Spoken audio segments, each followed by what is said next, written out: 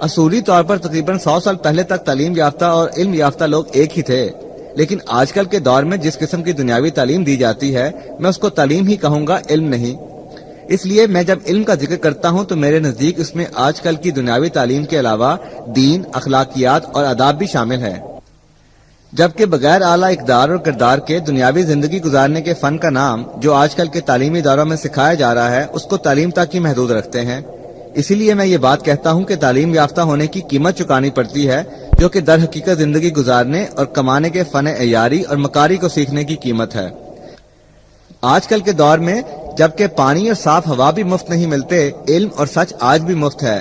اس لیے کہ علم نہ ہی کسی فرد یا ادارے کی ملکیت ہے اور نہ ہی کسی فرد یا ادارے پر منحصر ہے۔ لوگ آپ کو تعلیم حاصل کرنے سے روک سکتے ہیں، علم حاصل کرنے سے نہیں، کیونکہ علم کا منبع خدا ہے